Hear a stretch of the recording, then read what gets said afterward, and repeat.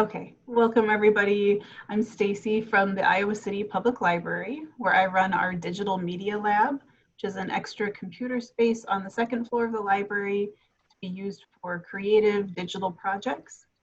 While the library building is closed, doing classes over Zoom has been a wonderful alternative, and I'm so glad that so many of you came today. So tonight we'll talk about formatting in Microsoft Word. Can I assume that everyone here has used Word before? Can unmute yourself and say yes or not so much? Yes. For a long time. Yes. Yes. Okay, wonderful. In the course of this class, I'll briefly mention some of the basic formatting tools in Word that you probably have already used. But the main focus will be styles, breaks, and their table of contents features. And normally in a class like this, you'd all be at your own computer with Word open so you could follow along and practice each technique. But for today, you're certainly free to have Word open at the same time and switch back and forth. But my guess is that most of you will just watch the demonstration, and then if you have Word, practice on your own later. I have typed up the major settings that I'm going to talk about, and I'll email them to you afterwards. So you don't have to take lots of notes, but you're welcome to if you like.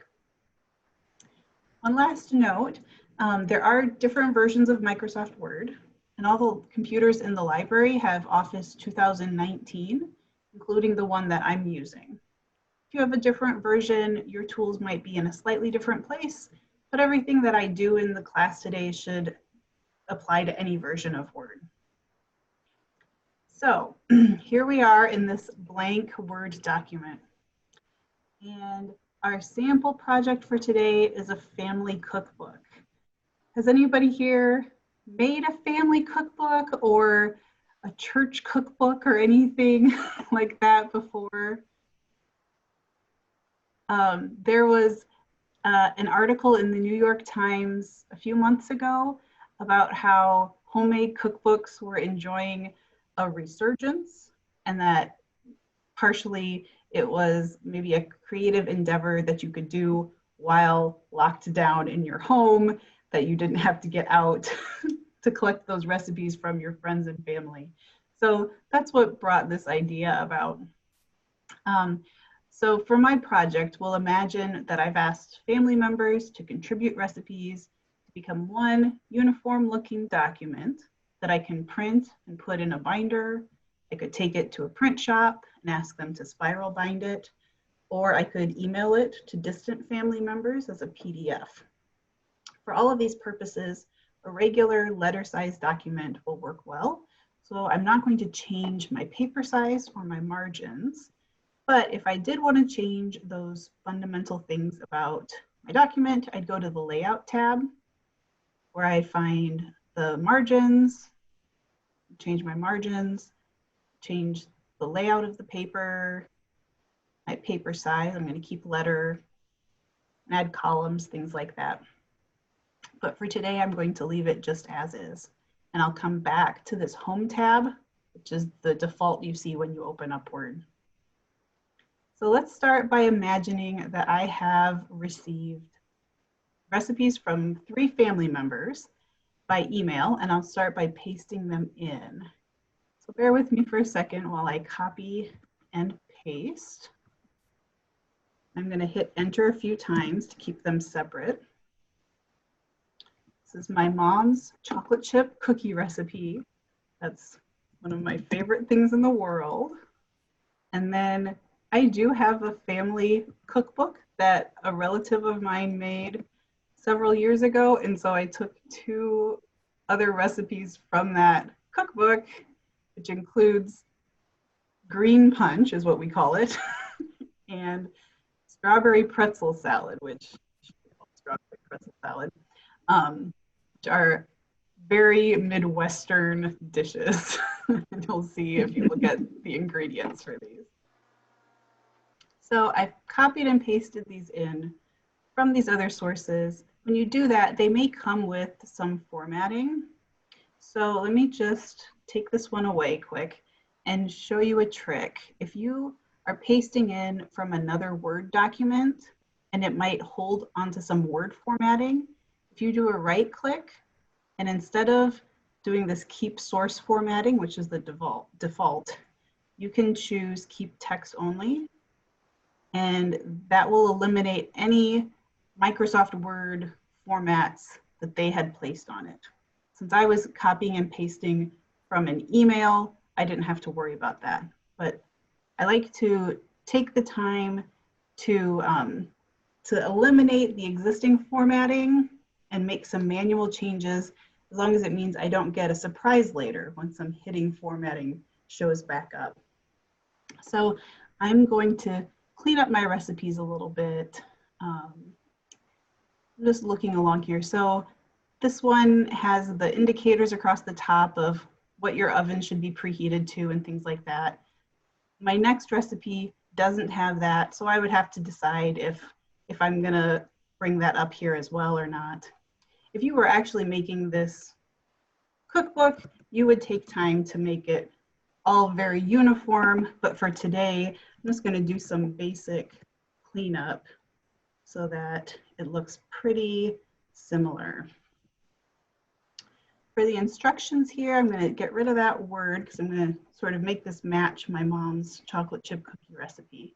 And so she does have numbers there and Aunt Lori doesn't. So I'm gonna type 1 period space, and you notice how that zipped me over, indented, and changed things a little bit.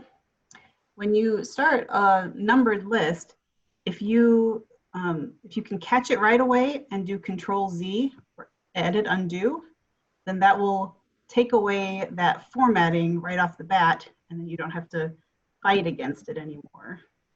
So I can come down and do 2, add it into the pan, 3, bake at 400, cool. And it's not trying to make a new indented list each time I do this. And this recipe, oh my gosh, has anybody had this strawberry pretzel bar before? I'm seeing a nod. My mom she grew up on a farm, very Midwestern, and to her, this can be served with your main meal as a fruit. Obviously has a lot of ingredients. That means it should not count as one of your fruit servings for the day. Okay, so I'm gonna put the name up here so these kind of match. So I've got the name of the dish, the person who submitted it. I'm gonna get rid of that. I've got ingredients, and then they're listed, and then I've got my numbers. So just checking that against all of these. That looks pretty good. Let me see where I'm at here. If I want to make sure that they're all the same font, you're probably used to doing Control A to select everything. And I can choose this normal option up here. I'll talk more about the styles in a little bit, but I can click that. I can choose that I want it to be Calibri or a different size if I'm worried about an older relative or something who needs a bigger font. And I can make sure that it's all black. So these are some of the basic formatting things that you've probably come across. If something was centered or aligned differently, I can double check that it's all left aligned, things like that. One thing that bothers me is the line spacing on here, kind of taking up a lot of space. So there's different ways I can deal with that. I could choose the whole document, and I can come to this no spacing style. The other way to accomplish that, there's this option that has line and paragraph spacing. And what's actually happening is that there is built-in space after the paragraph. If I come away, it shows back up. So I can remove the space after the paragraph. Oops, I hadn't selected. Oh yeah, I had. And so now it's all single spaced. But maybe I liked this having a little bit of extra room, maybe, you know, spaced 1.5. So I could go through and I could do that manually for each one. Or if I was smart, I could have left it as it was, and it was all spaced out, and just chosen this part to be no spaced. If you haven't used the styles before, that's kind of the main attraction tonight for the class, that it can save you some time. Okay, let's see what's next. We're going to continue in the styles box and apply some more. So for the name of my recipe, I'm going to use heading 1. There's a couple reasons for that, but the main one is that if I use headings, they'll be integrated into the table of contents later. And I'll go over how to do the table of contents. But that didn't make it that bold. That didn't make it that bold of a heading. So what I can do is do a right click up here on the heading 1 and choose to modify it. And I don't want it to be the light font. I want it to be this bolder one. And I want it to actually be bold. And I want it to be quite a bit bigger. And the default is for this blue. There's no reason for that. So I'd rather have it stay black like the rest of my text. So save that. And now that looks a little bit more how I'd like it. Let me show you one more thing about this. At the bottom of the pop-up window, I'm given the choice of whether to keep these changes that I made only in this document, or for all new documents on my computer with this version of Word, they would have this change.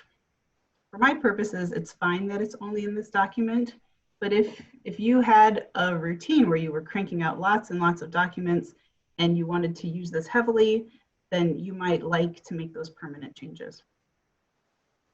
You can also see that it gives you sort of the details about what exactly this is going to apply to any text that you choose to make a heading 1. This is much like HTML or computer coding, that it takes the same set of formatting rules. You can apply it to multiple sections, and it'll just save you time in the long run from having to click the bold, the color, the size, and the font each time. I'll say, okay.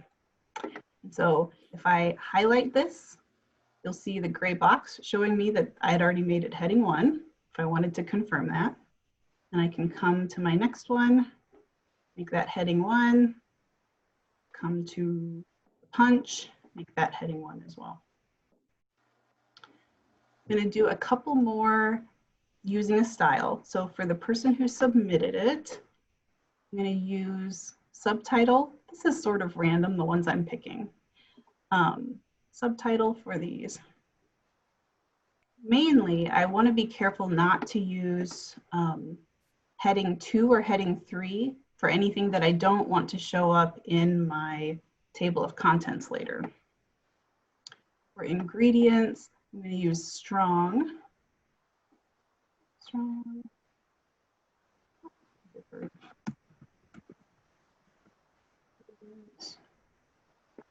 Okay, so these should look pretty uniform now. Okay, and if I want to make changes again to the way this style works, I can do that right click and modify, or if it's easier for me to see in my document, I can make changes just using the regular home tab. So I can make this a little bit bigger. I can make it italics. It looks like it's gray right now. Yeah, so I'll just make it the normal color. And I changed this one, but see Aunt Lori is still gray and the same. What I can do is highlighting the one I changed. If I do a right click on its style, I can update all of the subtitle ones to match the selection. So keep your eye on Aunt Lori, and there she goes. And Cousin Lenora changed as well. So you can approach that two different ways. Let's see what's next. Oh, just another note, you can modify a style as many times as you like. So if you work through your document and you've spent hours putting it together, and then the last minute you want to make any kind of a change, or you want to change it 15 times in a row, that won't harm anything. For my next step, I am going to add some photos. To do that, I'll go to the Insert tab and Pictures. And I will navigate to my pictures here. So it put it in where my cursor kind of was. And I'll show you a couple of different ways. So let's imagine that I want to crop this down so that it's sort of a banner that fills the width, but is not quite so humongous. When I added the picture, you'll see that this Format tab came up automatically, and crop is one of the options.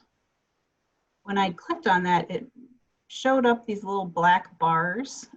If I pull at one from the top or bottom, it'll crop exactly like that.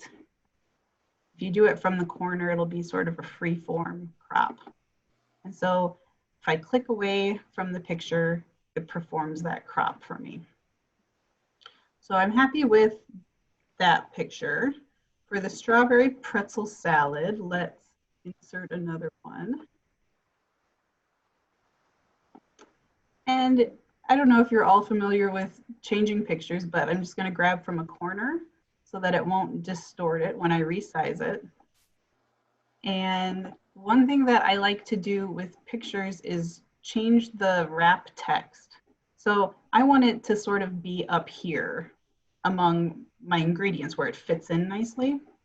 But if I try to move it up there, you know, that's terrible. If I switch to wrap text and make it square, and I scoot it around freeform, then it'll put the text to the side of it. Did you also notice how this green line is showing up at the right?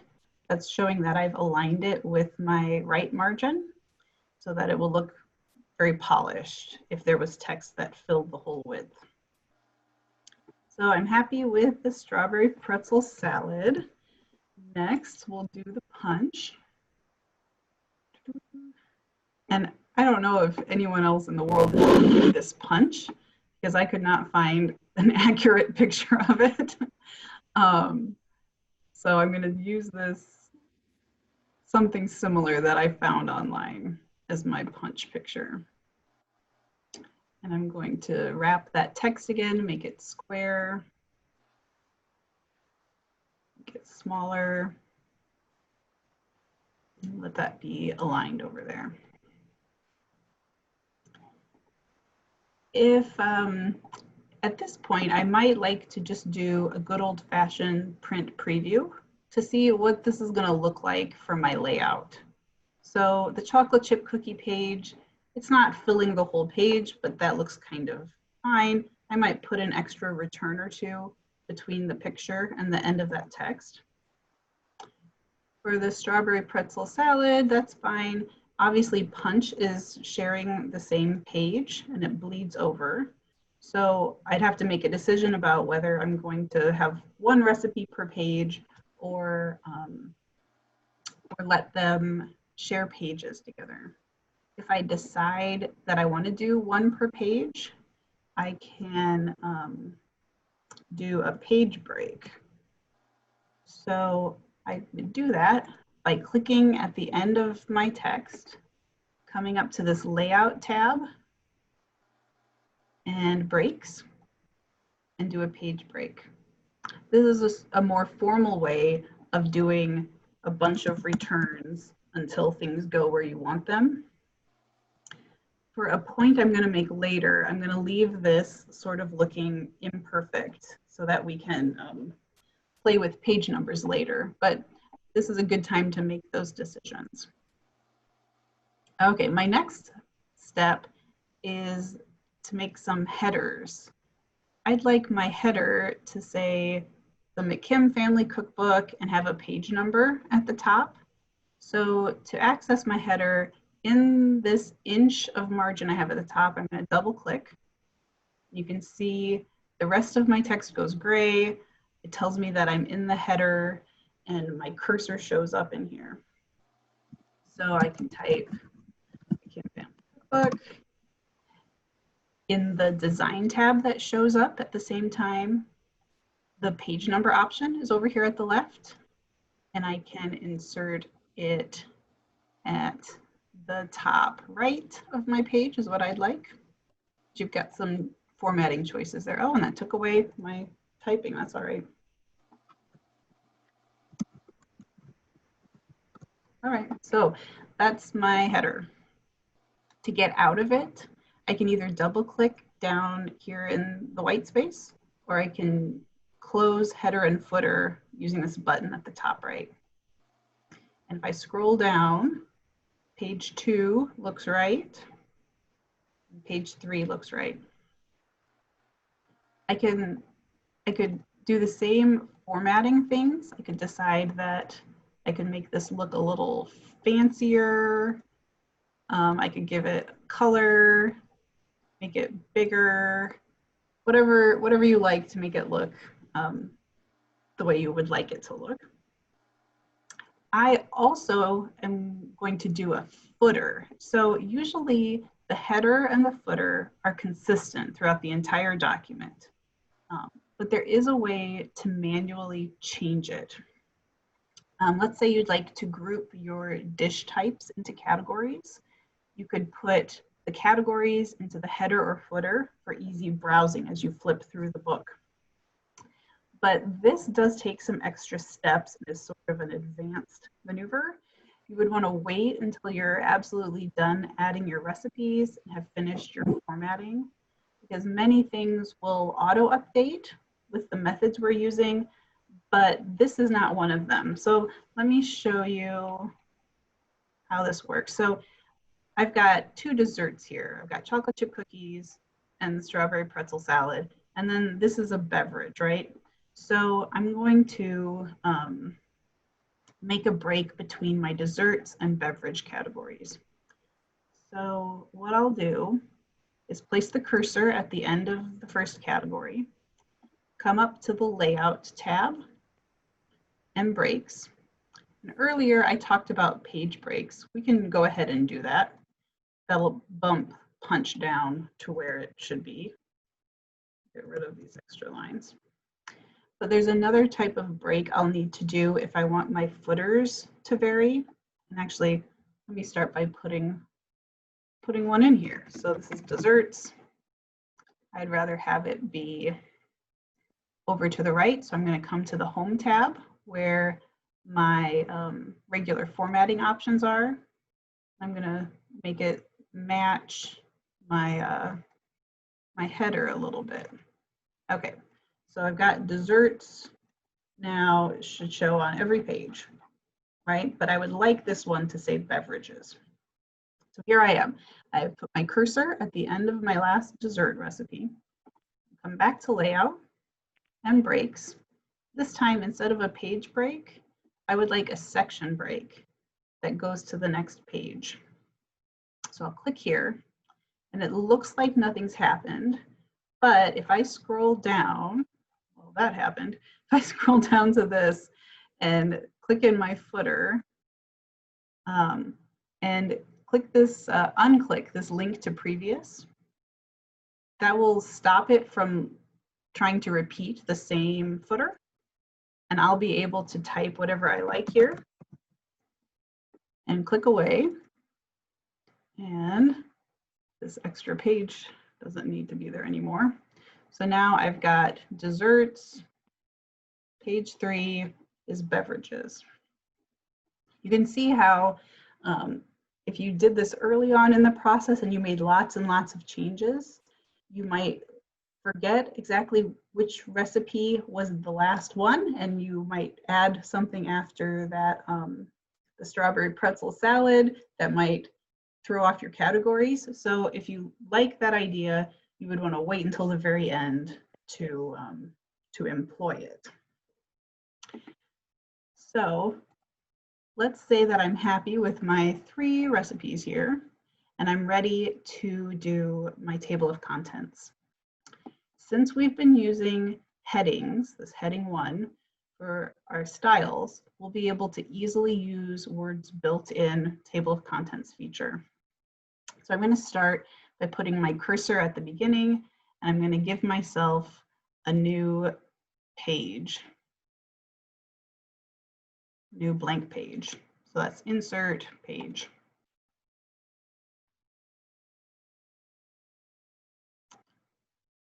Then I'm going to come to the References tab and choose Table of Contents.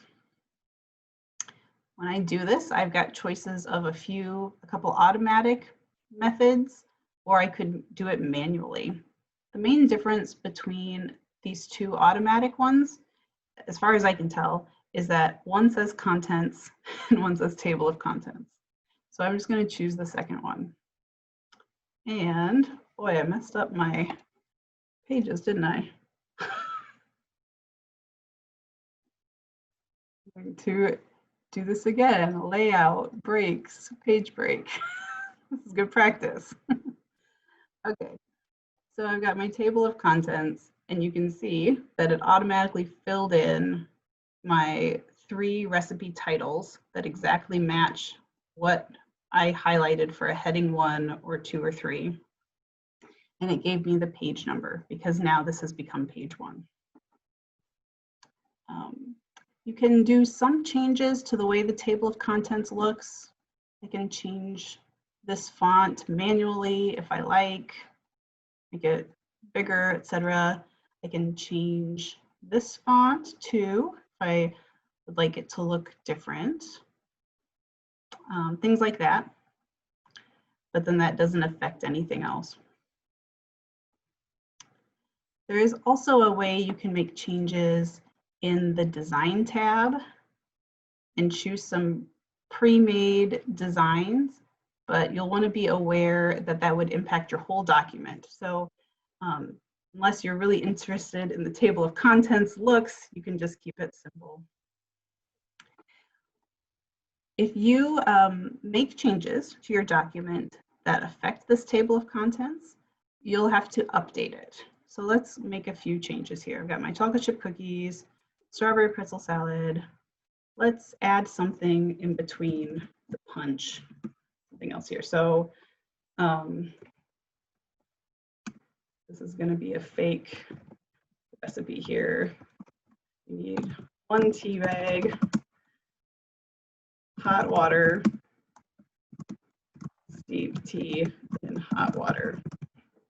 Now, I didn't catch it right away, right? So if I highlight this and choose none, that was not the smartest way to do it.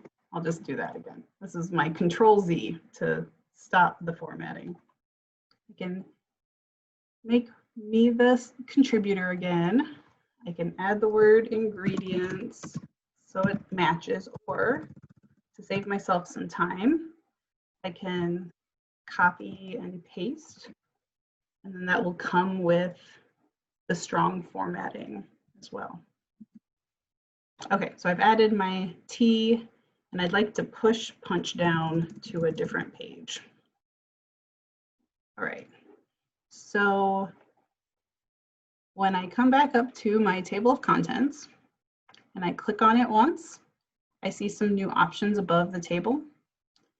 I can update it, and I get 2 choices.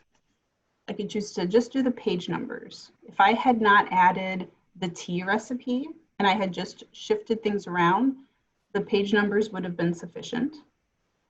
But if I update the entire table, that will fix both the page number changes as well as add in my new tea recipe. So let me update the entire table, and there we go. I did lose that bit of formatting, right, that I did. So you would want to maybe wait to do your table of contents formatting until the end. And as I come down here, we can just review that everything looks how I'd like. If I decide, well, tea and punch can fit on the same page, come back to the top. Now I can just do updating the page numbers. And now they're both page 4. So this is my family cookbook. Are there any questions before I talk about how I would save it? A question, Stacey. Yeah. If you would scroll down to the instructions, so number 4 there, the bake at 350. So what if you wanted that, the second line there, a tray to cool? What if you wanted that to line up under bake? Oh, yeah. So I can highlight that line, and it's these little indicators up here. Maybe there's a smart way to do this, but the way I learned how to do it is you grab the bottom part and bring it over until it's where you'd like it, and then grab the top triangle and bring it back to the line. I imagine there's maybe another way to do it, but that's the way I feel like I was taught in school. We can practice that again here. I can highlight the whole thing just in case I made formatting changes later, bump over the bottom, bring back the top. And if I decide, oh, that wasn't quite far enough, I might do it a couple of times to get it to look good. That one doesn't really apply. Yeah, that's a good question. Okay, thank you. What other questions are there? It was hard to anticipate which things you've all done before and which ones will be new. So if you'd like to see something again, let me know.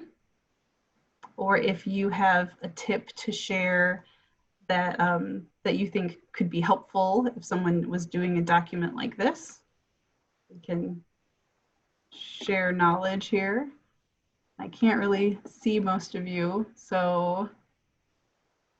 One thing that I had done with previous versions of Word, and I don't know if it works here, if you do format something like ingredients, you bolded it. If you, and I understand what you're saying about styles, but if you wanted to do the same thing to something else, that if you highlight it in, I think it's Control Y, and then go down and highlight the part you want to make the same, it would do that. Oh, well, shall we test that? Let's get a new page going here. So I'm going to just write ingredients. So if I highlight it, Highlight the one you like. Okay, so I'll change it to look interesting. Highlight it, Control Y. Oh, that unbolded it. Maybe because you're in styles, it won't. You can't do that. You have to stay with the styles. Well, I just in the normal style for this one though. We could do a little research and see what Control Y is supposed to do. Oh, I see. It says that in most Windows applications, Control Y functions as a redo or reverses an undo. In some programs, such as Microsoft Office, it repeats the previous action. Oh, okay. So let's try this again. So if I type ingredients, if I can, and I make it blue, if I highlight the next one and I'm going to type Control Y, it does that action again for me. Yeah, Okay. that's a great tip. So if I make this one bold, now I'm typing Control Y, Control Y, Control Y. Yeah, so you'd only be able to do one setting change. Right. But that could speed you up if you had a simple change to make. Yeah, that's a great tip. I have a question. Yeah. Where, I didn't see where you got the crop in the insert picture. Oh, yeah. So if I tab. if I double click on a picture, it'll take me to this format tab that automatically shows up when you've added one. And it's this crop at the upper right. Okay, I see it. And once I click up in this top part, you'll see that that changes my options here. And I can click and move however I like, and then click out, double click into the open space to finalize that. Then I can still grab it and move it where it should go. Another thing you might like, if you wanted uniform sizes for all of your pictures, which you might, you can control the actual size of the picture here. So if I knew all of mine were squares and I wanted them to be 2 inches tall, I can just type that and hit enter. And you'd have to make that change for each picture, but double click to see that option. You get 2 inches tall, and then it would look more uniform as you scroll through. Good. Any other questions about pictures? There's other stuff you can do in here. You could apply a border. You can do some basic photo editing. So if this didn't quite look the way I thought it should look, I can control the green punch that I had at my graduation and everybody else in my extended family's graduation parties. And what else can we do with pictures? You can change some of the position stuff, but mostly I like to just put it square with the text so that I know it doesn't cover anything up. That's my preference. Let's see, other questions before we move on a little bit? How is squares different from tight? Oh, you know, they're so similar. Tight, let's leave it in the middle. So that's what it looks like if it's tight. If I change it to square, it's just that tiny little marginal difference. Do you see to the right of the picture? I'm kind of making it dance. Oh, yeah. Such a small difference. I'm not sure when someone would find use for that, but you know, you can use your preference there. What other kinds of projects do you imagine you might do using some of these methods? Or what's the most elaborate kind of document you've tried to make in Microsoft Word? I've made booklets of my Facebook posts. Oh. And I always have to remind myself how to do it because I forget each time. It's a little bit complicated to get all the pages so that they fold into a booklet. Sure, yeah. So do you start by turning your document to landscape and doing columns and things like that? No, I don't do columns. There's a booklet. Oh, there's a built-in function? Uh-huh. Okay. Well, I have never played with that, so I will write that down so that I can learn to do that too. I think it's in the print process, so that when you're building it, you see each page as an 8.5 by 11 sheet. But when you go to print it, then you print it as under the booklet function, and it prints on both sides. And there's something called a left gutter and a right gutter or something like that I don't know what that is. So that would be the space in the middle when you folded the paper in half. The gutter is that fold. And so depending on how you're going to staple it or how many pages you have, you may want extra margin space there so that you can still read your text. Yeah, okay.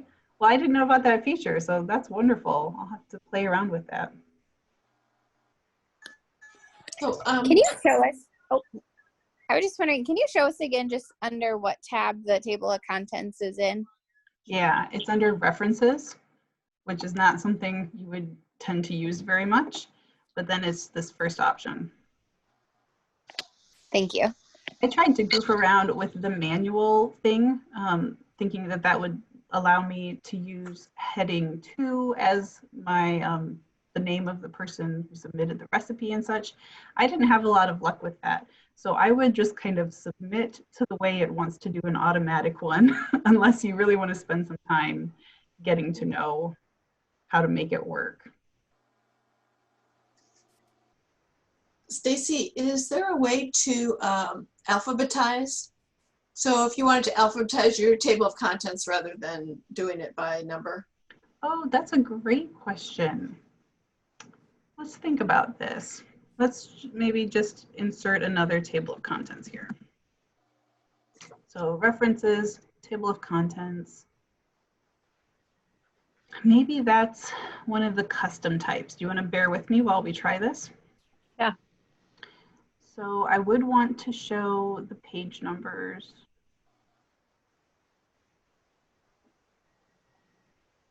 Let's try options before modify. So I tried this before where I just am interested in heading 1, and I don't think it made a real difference. It's like, okay, if I modify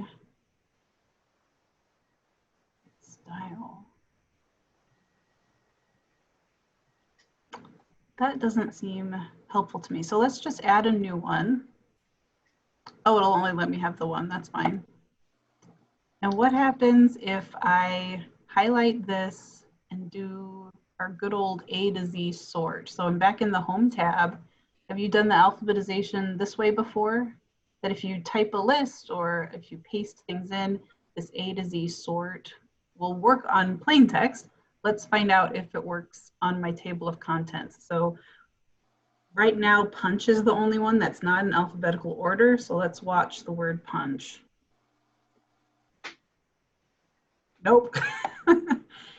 Huh, I wonder if there's some other way to accomplish that. Well, I mean, I could try to import more ways of making tables of contents from Office. Or Bill, I could, maybe can I copy and paste this text? can you do it in Excel? Yeah. So it did let me copy and paste it.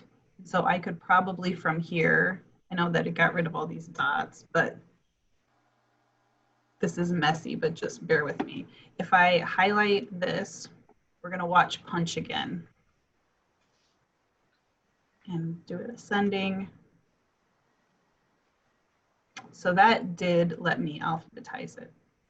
So if this was your goal, I would say you'll make a regular table of contents, you'll copy and paste the text. You may have to do a little extra formatting work manually. There, that looks better. Then highlight that and do my A to Z. And this should look nicer. No. What was the difference, I wonder? Let's try this. Remember how I talked at the beginning about doing the right click and pasting with just the text? So there's that. And now it doesn't remember any formatting, so this should definitely work. There we go. And I can do tabs with the page numbers so that they line up. I could have put in all those periods if I liked the way that looked. And what I like to do is finish with a tab so that it definitely, the numbers are lined up. So if I backspace here and tab, that would look uniform. Any other questions or tips or things you want to try out? What about it? Let's say you had 100 recipes and you wanted to have categories. So like you'd have the category dessert and all the desserts under it, and you'd have category beverages. Can you do that? Yeah, I thought about that. There didn't seem an easy built-in way, but let's see if this will let me do some free typing in here. So this is my desserts.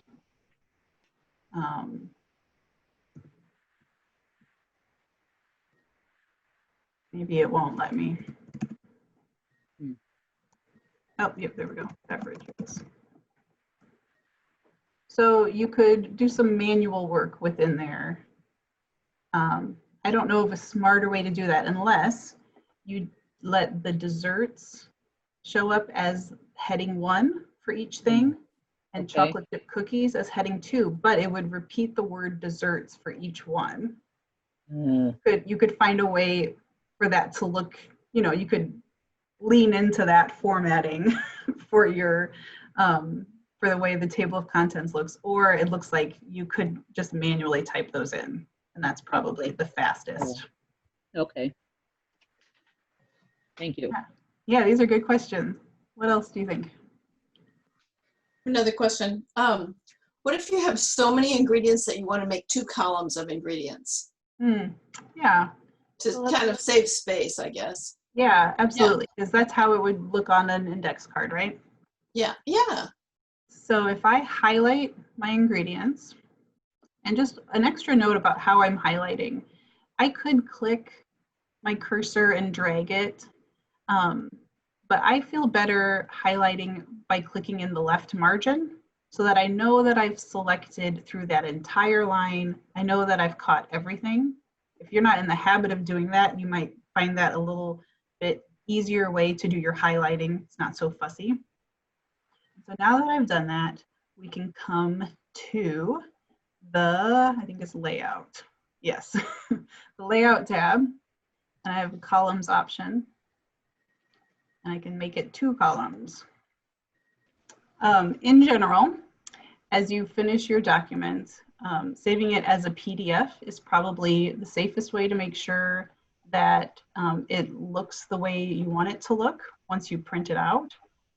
So I'm just gonna make this look kind of lovely. Remember that I changed my pages here. So I will remember to update my table of contents. Might as well do the whole thing. And I'm gonna go to File, Export, so that I get the PDF option. And I can save that to my desktop. And then that's the safest way to make sure that it'll look right. If I go somewhere else to print it, if I email it to someone, it will definitely look the way I expect it to look for them. What other questions are there about Microsoft Word? Or if you have a favorite trick that you like to use in Word, we would love to hear it. Macy, I just want to clarify.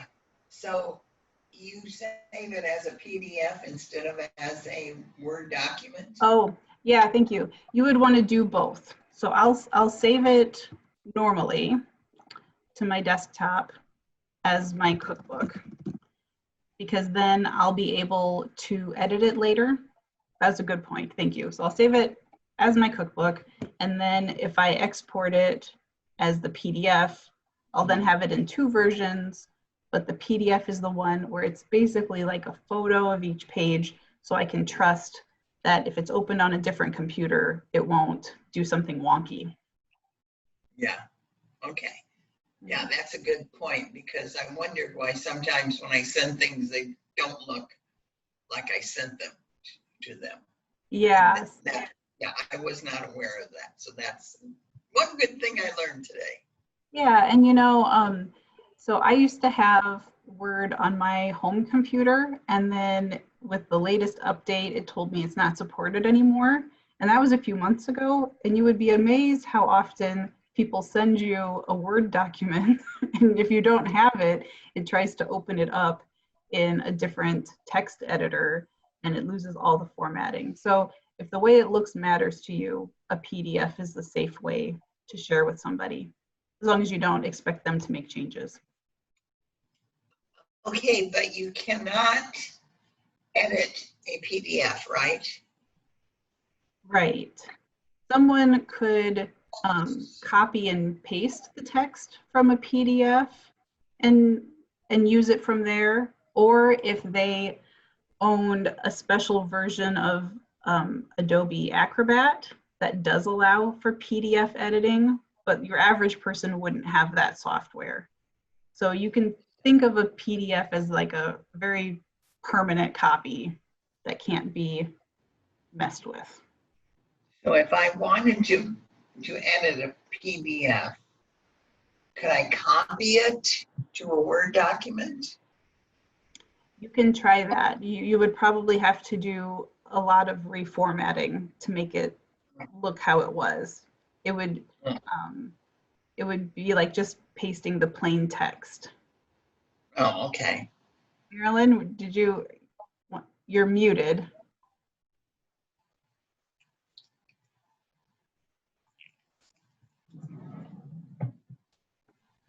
Okay. I always keep my Word document and my PDF together so that I can always go back to the Word document to make changes, and then I make a new PDF. Yeah, that's good practice. Yeah. Makes And you sense. can always look and see when the PDF file was created and when your Word document was last updated, if you're kind of unsure whether you have the latest one. Or it doesn't cost anything to just re-export as a new PDF. So you can do that safely anytime. I guess I was thinking of if I receive a PDF that I want to edit, I can't. You can't do it easily, no. Yeah. So in that case, you could ask the person who sent it to you if they could send you an editable version.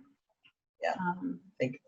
That's probably the nicest nicest way to get it without a lot of work. Sure. Okay. Sometimes I've seen things where there's kind of a date and time that it was created. So as you change it, that updates that. So or if you have several versions, it might be saved. You'll know which one is the most recent. Is that true? You've seen that within the document or in the document name? Oh, I guess I thought it was within the document, but I could be wrong. So yeah, I could. Usually you see this in the header or footer. So let's just see about the footer. I could enter the current date and time. Okay. I think this one of these let me do. Oh. So I could enter that. And then I think if I opened it up tomorrow, I can tell it to update it automatically. And if I make a change to it tomorrow, it would change the date. Okay. I haven't experimented with that much though. So before you trusted that, you might want to run an experiment of your own. Okay. Over a couple days. And then you could put the words updated in front of it so that it sort of made sense, right? Okay.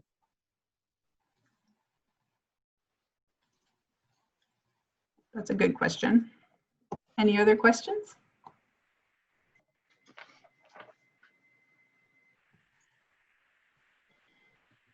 If not, I'll just remind you, if you didn't hear at the beginning, that I've typed up just the main points of how I accomplish some of these things. So if you forget that it's references, table of contents, I will email that to everyone just so that you have those basic notes. And then you are very welcome to contact me or the library in general for anything related to Microsoft Word or other questions like this. We'll be very happy if you get stuck doing something to either tell you off the top of our heads or do a little research and find out how to make it work. So that's an open invitation for tech help at the library, even though we are currently closed. We're still happy to help you in any way we can.